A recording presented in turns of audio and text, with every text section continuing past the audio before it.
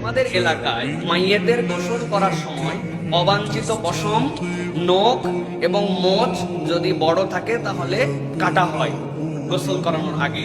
আমার জিজ্ঞাসা হচ্ছে, মৃত মানুষের এগুলো কাটা যাবে কিনা, শরীয়তের কোনো নির্দেশনা আছে কিনা?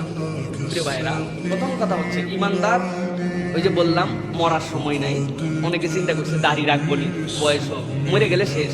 এরপর যখন কবরে যায় জিজ্ঞাসা করবে মানে হাদা রাজুল্লাহ বলিসাফি কবরি, এই যে দেখো তোমার নবীকে চিনো কিনা, আপনার সাথে কোনো মিলই নাই স্যার। এখন যারা মৃত্যু নিয়ে মতো টেনশন নাই, নবী চিনলে কি না চিনলে কি, ও তো আমলে নেই, সব ভিন্ন। কিন্তু যারা আমলে নেয় তাদের জন্য মৃত্যুর প্রস্তুতি নিতে হবে। একজন ইমানদার 7 দিন 14 দিনের মধ্যে এমন ভাবে অবাঞ্ছিত পশম রাখবে কেন, তার একটা প্রস্তুতি লাগবে। হ্যাঁ, তারপরেও কোনো মানুষ অসুস্থ অবস্থায় মৃত্যুবরণ করতে পারে। আমি মাসালা বলি না এখন।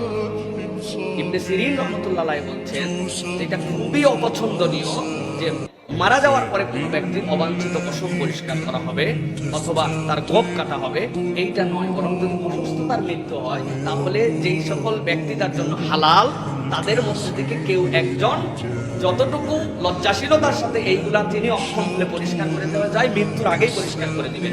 মৃত্যুর পরে এটা হবে না।